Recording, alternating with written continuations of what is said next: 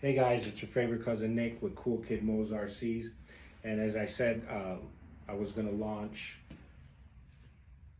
the video series, and I launched it from the heart of the aerospace industry in Winter Locks, Bloomfield, Connecticut. And the first thing you do is have a safety meeting, right? So at the beginning of this video series, I'm going to have a safety meeting about this particular unit, which is the Daredevil. So the biggest safety issue with this particular unit is the loss of signal, and where the unit keeps right on going no matter what you do with the remote, it just keeps going. So lost signal. So in my personal opinion, at this safety meeting that we all have as a community, is because I'm launching this in the Northeast, and I am going to say, I work with this company. I think this company can give you a product that you're looking for, remote control, and I work with them. Obviously, I do get paid, but the issue that I also that I run across is that all manufacturers just give a 1-year warranty, and there's not really too much safety with these units. So what I offer is I bring you to the best manufacturer that handles the safety issues that we're going to be discussing, but then I also offer a 5-year warranty because of some of the safety issues that these units have. So the number one safety issue when buying, so you're in my safety class and you want to buy a lawnmower unit, what is the first thing that I suggest you do? I don't suggest that you buy it, bring it home, and you test it at your home. I suggest that you buy it, allow me to come and to test the unit in ways in which it loses signal and in a controlled area, so that way you can understand what happens when this unit loses signal and it just keeps going, and how to shut it off.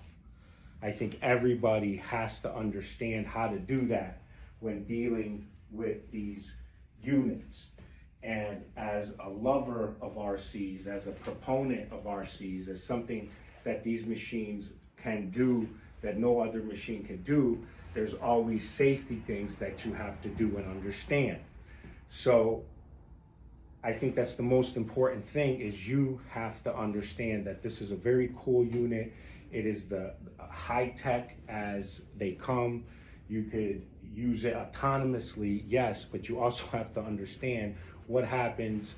Does this unit stop when it loses signal, or does it just keep going? So that's a very important issue that we have to understand and work with. So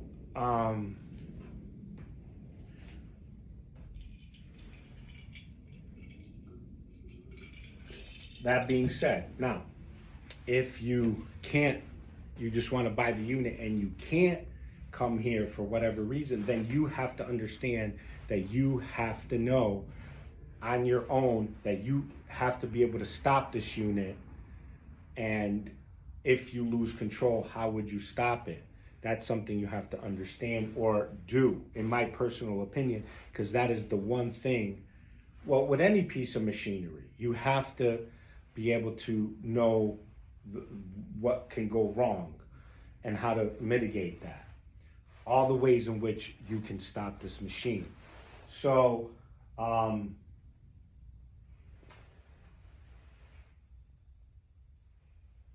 that being said, so like I said, holding a class on how to stop these machines in a controlled environment, first thing that we offer as the package with the insurance. So now that we know that we have to do that, so what do we have to do? We have to simulate loss of signal if battery falls out of the remote, if the switch on the remote on the mower doesn't work, does the stop engine work? Because you can stop the engine, but the RC part could just keep going. So you have to be able to shut the RC off. You have to do all those things in a controlled environment before you start operating the machine in an open environment.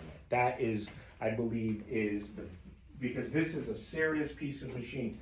This machine weighs well over 300 pounds, and it is an absolute beast. So it demands a lot of respect. So before using it, you have to make sure that you know that how to deal with a catastrophic failure, which is lost signal and the unit keeps going. So that's why it's good to have in a closed environment.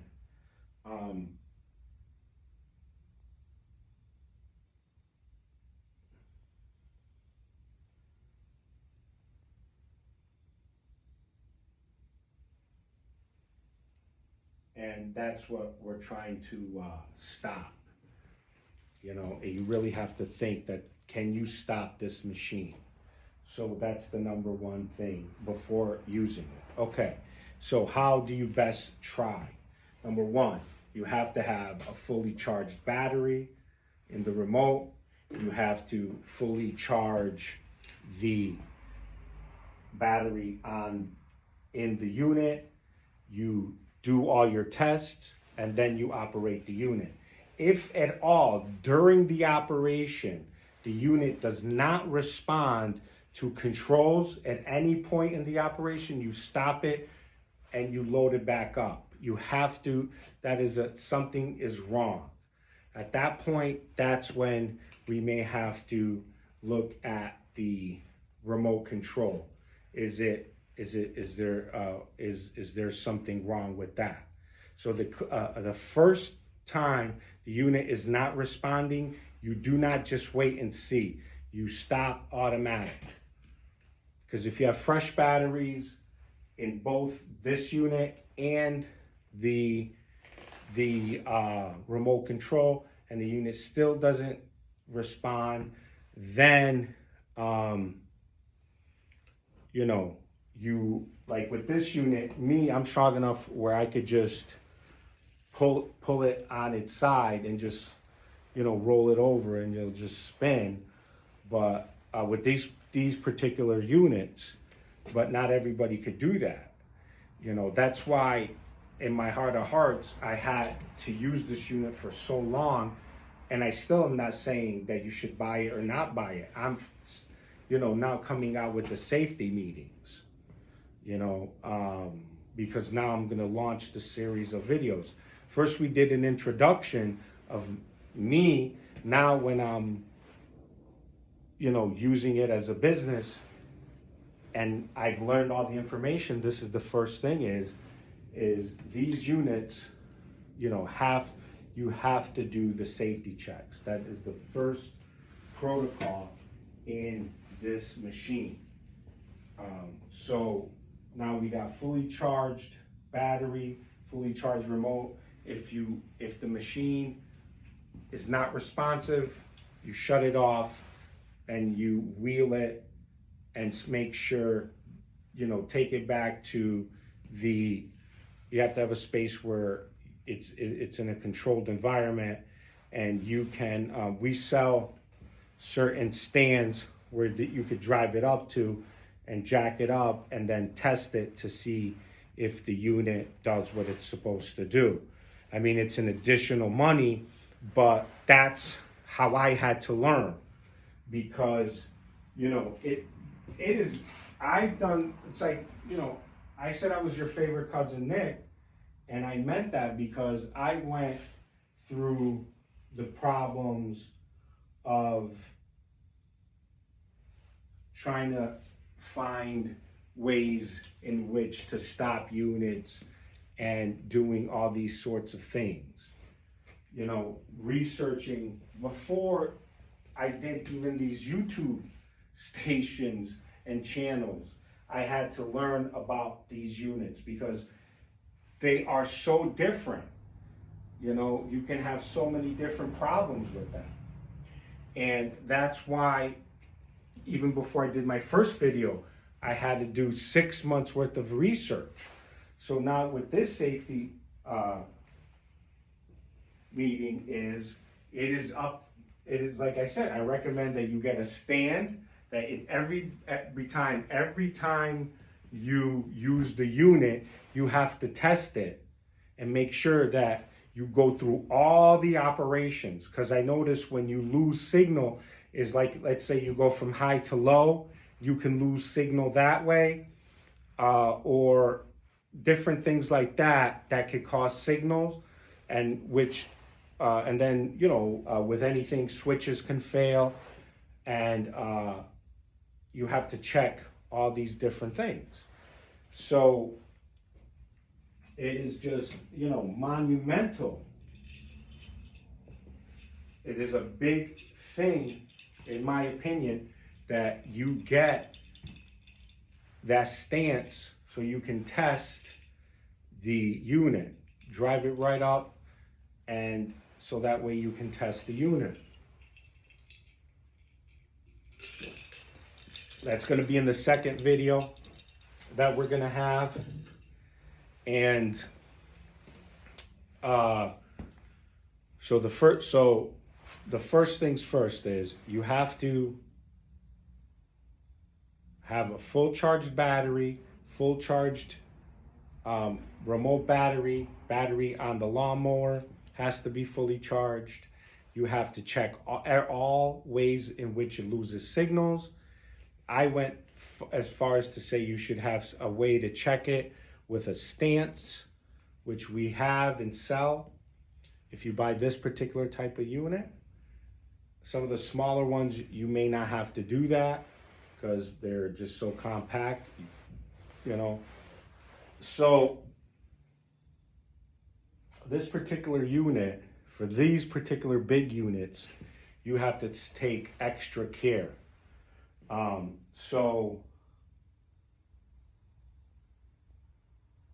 you, like me, the reason why I could trusted myself that if worst case scenario, I could flip this thing on its side and, you know, it'll stop it that way. So that's the number one thing that we're concentrating on, and we want to move forward, is that, you know, if any time you lose that signal, that's how important it is that you stop, go back, put it back on the stand, and run through all the motions before you start each operation. You have to test all the fail tests, and then you have to test all the controls, and then you can mow your grass. A lot of the people, a lot of different services and company, like if I was selling that, I don't think I'd be telling you that you have to do all these things before you use the thing. I would just be showing you that I would be drinking water, sitting down, and doing that. So that's the thing that I thought you could do, but me understanding the ways and means in which I work in the aerospace industry, that safety is paramount. So we have to have a safety meeting and understand that when and if I lose control of this unit, can I stop it physically from going off and causing damage to life and property? And the answer is I could flip it over. That's why I haven't gone to the fully autonomous vehicles until I conquered the RC issue. And with RCs, you know, you can lose signal if it's autonomous and you don't know it's operating and it loses signal. That's a whole different batch. That's why I'm not even there yet with that particular unit. So with these RCs, you know, when operating them, that's what you have to do. You have to, before you start, you test all the ways in which it loses signals, and you perform those, meaning you test to see if a battery falls out of the remote, will it stops? If you hit the switch off, does it stop? Start the engine. If you hit the engine off, does the engine stop? You move it, and you as you're using it, you move it and you switch it off. Does it stop? You perform all those even before you use it. Then, if you're using this unit, you're using the unit and it's not responding, you have to take it back and perform those same tests again. And I believe what I sell is just a simple jack that you could jack the wheels up and see them spinning and test all the different movements and make sure that they work. And switching all the different settings on the remote, fast, low, and things of that nature. So that's what this meeting is about doing that, and just saying that you have a partner with me. The next video that I'm going to do is showing you how to perform the safety protocol for these units with it on stands. But for the time, I just wanted to explain to you what we're going to be doing and why we're going to be doing it really in depth. This video was a little bit more wordy, but I just wanted to make one video just about you understanding how serious it is. With us just here, your favorite cousin telling you, yes, these things are cool. I'm the cool kid. I use RCs, but you have to understand the dangers of this machine and this technology. I've gone through the pain and heartache through my 30 years plus experience in using RCs and different machinery to cut grass and accomplish other various tasks. So I could bring that to the table and tell you, before we start anything, you have to understand these things. It's a very heavy machine, and if it goes all on its own, and if you can't control it, it could cause some serious damage, like anything else. Imagine you have a riding lawnmower and the pedal sticks and it just keeps going. That has happened many times. So you have to know, you at least want to know that yes, that could happen, but these things do have safety devices so that doesn't happen. So you have to understand how to use your unit and make sure you can stop it. And that's why this video is only about bringing that issue to the table. The next one will be about using the unit and,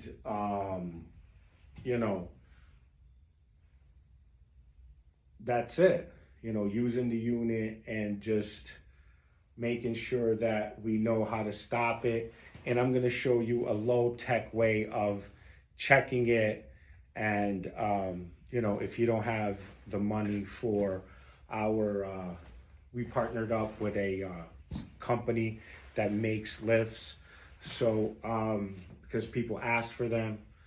So, because safety is paramount. It doesn't matter, how cool the machine is, but if it's not safe, it doesn't mean anything. So that's why I wanted to spend some time and talk with you that the way in which I launched my company, the time that I'm taking is all centered around how I can tell you how to best operate these very interesting and high-tech pieces of equipment, and understanding all the different things that could go wrong, so you're empowered to understand that and to know that. So there's different various things you can do, get kill switches. So those things are definitely, things that people are taking advantage of. So these things need to be respected, and that's why I wanted to take time for us to just kind of sit back, have a safety meeting, and just understand that, you know, you'd have to make arrangements. And we're gonna show you on the next video how to build a platform so you can test your unit. If you know, if you don't have, if you don't want to buy ours, which is just a simple drive-up one, and it's pneumatic, so you just plug it in, and it just lifts the unit up. You test it, and you know you're ready to go. That comes standard with the insurance package, because you know, I want to make sure you have all the tools that you need to make sure that you're using this device safely. And you know, that is paramount. So thank you guys. This was very long-winded safety meetings, but all safety meetings are. But so this is the first video in the series that I launched. The next one will be going through the safety shut off procedures that this unit has. Okay, guys? So thank you. And remember that we're all in it together in the RC world, and we have to learn from each other. And I love the feedback that I'm getting from my customers. And, you know, everybody's doing different things. I'm going to have the leaf blower attachment coming soon. So, you know, we're going to have safety meetings throughout this this series, and I hope that you enjoy, and you take advantage of these beautiful machines.